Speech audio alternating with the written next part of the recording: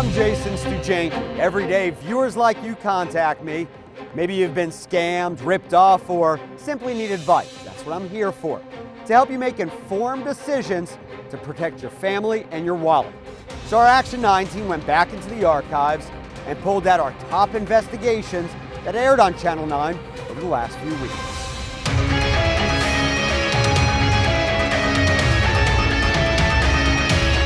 This Cornelius woman contacted me. She told me she wasn't feeling well more than a decade ago, went to the doctor, and that he diagnosed her with multiple sclerosis.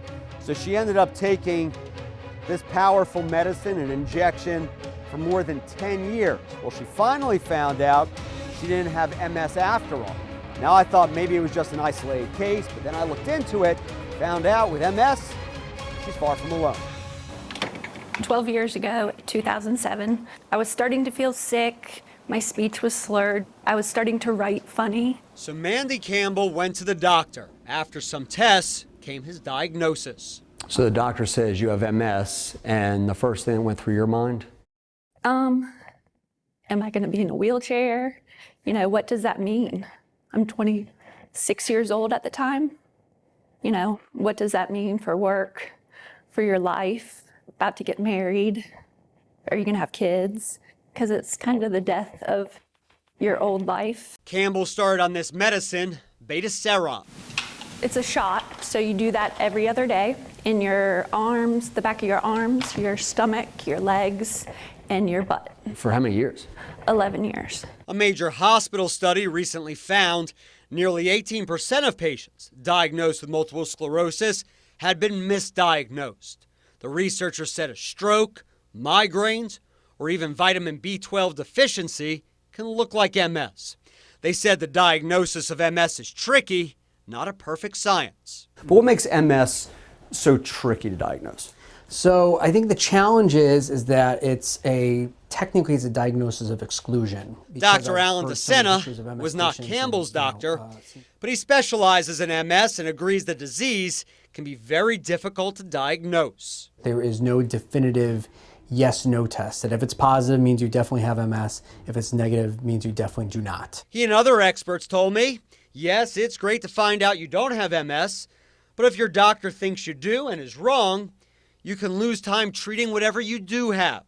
And you could take MS medicines unnecessarily, meds that impact your immune system. The main concern is the immunosuppression. So there's a little bit increased risk for, everyday run-of-the-mill infections. Campbell lived with what she thought was MS for those 11 years. Then, in December 2017, I started getting fever and chills every day around 3 o'clock. One thing led to another, and Campbell ended up at a different doctor. And within 5 minutes, he said, "You don't have MS." She was thrilled to hear that, but didn't know he was right until she stopped taking the shots. You've been off everything since, and No problems. no problems. Feel like a normal human being again. 11 years of your life. So much could have been, or you just don't know. What did you miss out on? That I don't know. Now, Mandy still doesn't know what illness she had that started all of this. But here's my advice. If you can, see a neurologist who specializes in MS. Your insurance should cover it. And always get a second opinion, especially in these MS cases.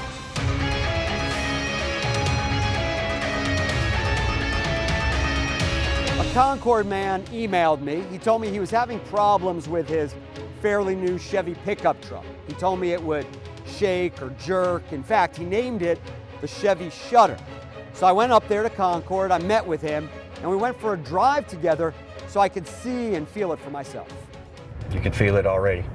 Feel that? Yeah, that little vibration. Yeah. Stephen Brack bought this Chevy Silverado last year.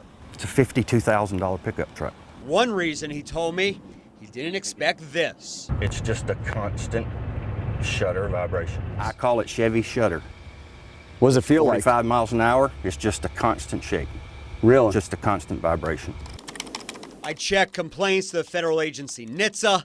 I typed in the word shake and shutter for certain year Chevys, and I found 2 others from the Carolinas, one in Columbia, one in Sophia, near Greensboro. So all of us are stuck with just having to own it and drive it. And there's also this, a potential class action lawsuit against GM. It involves all of these vehicles, some of the most popular on the road, including Silverados, Colorados, Escalades, and Yukons. The plaintiffs claim the company has been aware of the problem for years. They say GM issued more than a dozen technical service bulletins to dealerships telling them about this alleged issue.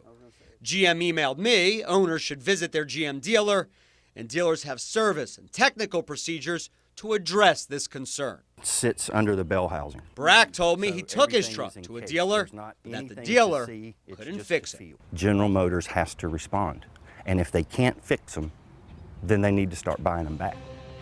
Now, the plaintiffs claim this involves vehicles with 8-speed automatic transmission specifically. If you have one of the cars or trucks and have a transmission problem, here's my advice. Document the problem, tell NHTSA, tell GM, and also email me. And I put a list of all those vehicles you saw on the WSOC TV app so you can see them again. Hundreds of local truck drivers in a rough spot. They took classes, they took the test, they got their commercial driver's license, they went ahead and got a job out there on the road, making money, earning a living. But then they got letters like this one, saying they have to retake the test to keep their CDL and, in essence, to keep their job. Somebody else should be held responsible other than us. Yeah. Ron Neely and Chris Carney went to Carolina Truck Driving School in Charlotte. Some people quit their job to go to that school. I know I did. Yeah, I mean, it was 12 hours a day. Yeah, long days. 7 days, 6 days a week. I mean, it was a whole month. The school taught them to drive trucks. The school was also authorized to give them the state driving test. It had 3 employees who were official testers. Pass the test, get your CDL, and then get a job driving trucks. But then the bombshell, NCDMV, is sending 280 drivers letters like this one, saying they have to retake the test to keep their CDLs. When I opened the letter, I'm like, are you kidding me? I asked DMV for details. It said the school's testers didn't follow federal and state guidelines. More specifically, that the school was missing 450 records. You're confused at the time because you already got your license. You're on your way to start your job, and now you might not have a license. I spoke with the school's owner. He says one of his 3 testers stole those files. He says he's not sure which one. Why should the burden fall on us? You know, we took the test. We passed the test. Otherwise, no CDL, no job. Yes. Stressful. Yeah. That's when you got a family. DMV also told South Carolina's DMV, so that DMV sent drivers who live there letters like this. The school's owner closed the Charlotte location in November. It's starting to become the oldest trick in the book. Scammers ask you to pay them using a prepaid card or gift card, the major step one retailer just took to prevent you from being conned. And some callers seem to know a lot about you, even your unpaid bills. A twist even I didn't know about until a viewer messaged me on Facebook. If I wouldn't have taken those extra steps, they would have got me for that money. The mistake anyone could make and how she turned the tables on the scam artist. Next.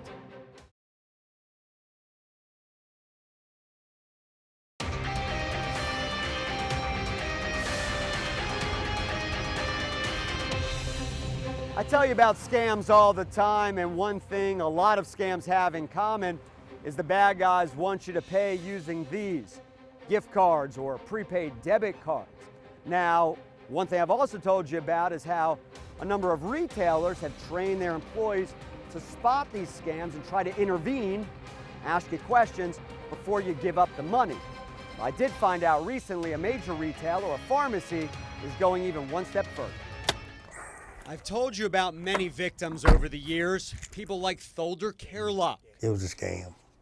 It was a scam. The Howells. They needed a payment of $375. So I went to 7-Eleven and I got an eBay card. And Janine Manning. They told me to get gift cards. They had me 3 or 4 hours driving around. Scammers called them, made up stories, and convinced them to pay money. using gift cards or prepaid cards. Altogether, they got $4,200. Many stores train employees to spot customers in this exact situation. So if you're on the phone buying a lot of cards and look stressed, they'll ask you what's going on. But CVS is going one step further. It told me customers who purchase a gift card have to read and acknowledge a prompt on our payment terminal about scams in order to proceed with the purchase. CVS also requires ID anytime you buy gift or prepaid cards of $300 or more. Plus, CVS will only let you buy $2,000 worth of cards in a single day. You got to the register, and did you have to actually press something kind of acknowledging you knew you weren't being scammed? Yes. But Nita Francois was buying 2 gift cards, birthday presents for people. Do you think it's a good thing? Yeah. Yeah? Everybody, we all need protection. Yeah. Because, you know, it's so much going on in the world. I really want to drive home the same warning I give you during our newscast. Be very suspicious if someone calls you out of the blue and wants you to pay using prepaid cards. Once you give that person the money, consider the thief and the money gone. Police typically have a hard time tracking those criminals down because most of the time they live outside the U.S. A Hickory woman messaged me on Facebook. She told me about a fake debt collector who called her. Now, I've done news reports before warning viewers about fake debt collectors. They're all over the place, and you have to be so careful. But there was something a little bit different about this one. In this case, the caller knew a lot about her. He had done his homework, done his research. He knew she owed money to a certain company. Even she didn't know about that debt. So when he called, he sounded very legit. Katie Brown used to have CenturyLink for phone and internet. She says she owed the company money, but didn't know it at the time. How much did you owe? $500. Then she told me someone called her out of the blue, claiming to be a debt collector, threatening her. I owed a bill for $1,200 to CenturyLink, and that if I had 24 hours to pay it, or I would be hit with a $7,000 penalty. I hung up the phone and I called CenturyLink. She says the company told her about the $500 debt, but said it never turned it over to collections. So they told me that I was being scammed. She called the scammer back. I start recording the phone call on my coworker's phone. I told him, I said, just so you know, I'm recording this call. And he said, well, you do not have my consent to record this call. Yes, and you don't have my consent to record it. Right, I don't, because you're scamming me. And then I messaged you. So one red flag after another. Yeah. She messaged me so I could warn others. If I wouldn't have taken those extra steps, they would have got me for that money. What about the single mom that gets the phone call and it just sends her into a panic? You know, what about the older lady that gets the phone call and she gives them the money because she doesn't know any better? Now, I think Katie's great. She did everything right. She followed all the advice I usually give viewers, and look, it worked. She didn't lose any money. Now, she still doesn't know how the caller knew so much about her. She thinks maybe it's because she was applying for health care online, and perhaps she put some personal information into a website she shouldn't have. Social Security, it's a blanket some say wearing thin. It is beyond frustrating. Viewers tell me they're no longer getting the bang for their buck, and they may be right. What you can do right now to change that. Many use it doing yard work.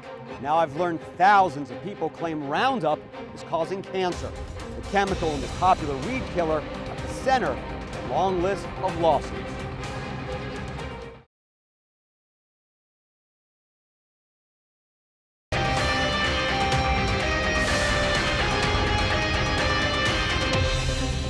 All right, we're talking about Roundup, obviously, popular weed killer. You may even have it at home, in your garage, in your shed. Well, I'm told thousands are suing the company that makes this product. They say it causes cancer. More specifically, this active ingredient right here, glyphosate. You got a right to try to live to be as old as you possibly can get. Henry McWaters is a farmer between here and Raleigh. He says the farmers who lease his land have used Roundup for years. They put it in the tractor and go along and spray the ground. Then last year he was diagnosed with non-Hodgkin's lymphoma. Told me I had stage 4 cancer. Gary Jackson is a lawyer. His firm is representing McWaters and several other people suing the company that makes Roundup, Monsanto. People that were close to exposure and were actually exposed to Roundup have a much higher incidence of acquiring non-Hodgkin's lymphoma. Closer to home, Charlotte resident Maria Putzrath is suing Monsanto too. He says he developed non-Hodgkin's lymphoma about a year ago. His lawyer is Graham Newman. They're facing a life-threatening disease, and some people will die. There's no doubt about that. People in California sued Monsanto and won.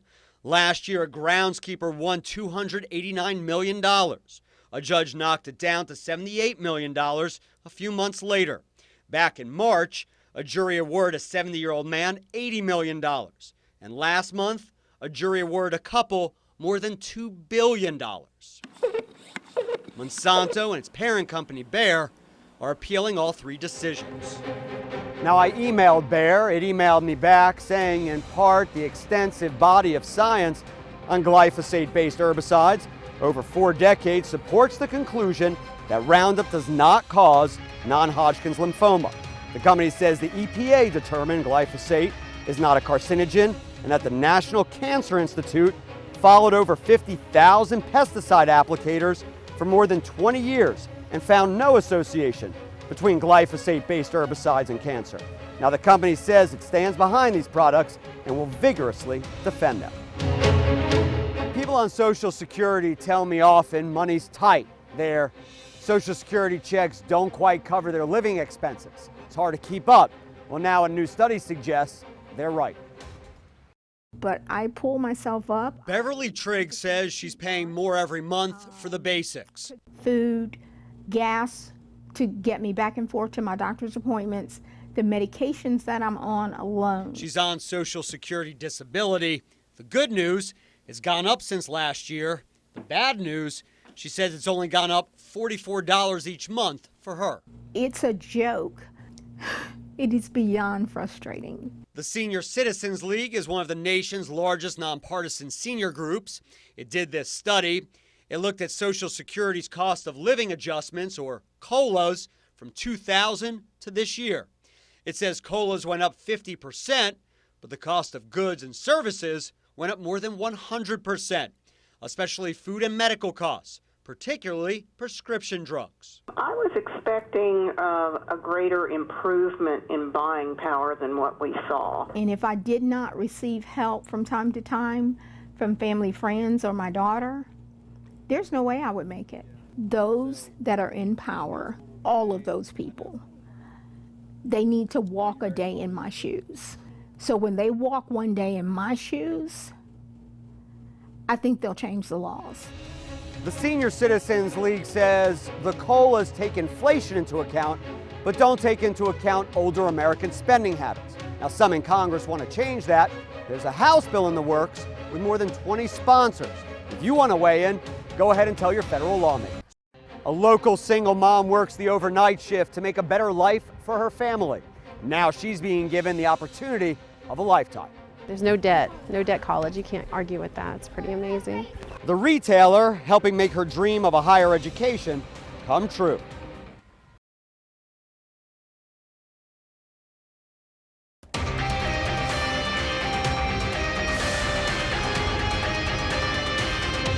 Imagine going to college for just $1 per day. It sounds like I'm making that up, but there's a major retailer that actually offers this as a perk to its employees. So I found a local mom who's a single mom with 3 children, who's going through the whole process right now and close to getting her degree. Yeah, you got it. My name is Kristen Allen. I'm a single mom of 3 crazy kids. Go! Woo! Lily's 8 and Sophia is 6 and Eli is 3 years old. Waffles. Waffles, waffles, waffles. Kristen Allen also works at Walmart in Matthews, the overnight shift. One reason she took the job, Walmart's Live Better You program. She gets to go to college for about $1 per day. It's $30 a month. It's given us an opportunity that we couldn't say no to. There's no debt college. You can't argue with that. It's pretty amazing. All right, be careful, baby. I could climb up. Her degree will say Braman University. Braman University has been a nonprofit leader in providing. You don't hear about it a lot here on the East Coast, but it's a real school, a fully accredited college in California. It's offering quality academic programs. 4-year degree, bachelor's in business management. Wow, can you believe it? No, not at all. Other students get degrees from the University of Florida or Bellevue University in Nebraska. Hopefully I'll be able to go to my commencement in California and actually graduate for real. So walk across the stage for real? I want to, that's my goal. And hopefully take the little monkeys with me too. And get this, Kristen got to go to Walmart's annual shareholder meeting and actually take part in all of that. By the way, she graduates in about a year and a half.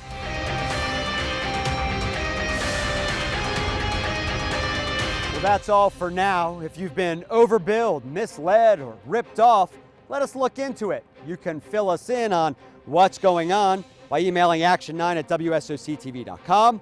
I'm also constantly updating you guys on where my investigations stand on the WSOC TV Facebook page. We'll be back in a few weeks with more of our investigations. Until then, see all of our stories on the WSOC TV channel on Roku, Apple TV, and Amazon Fire Stick.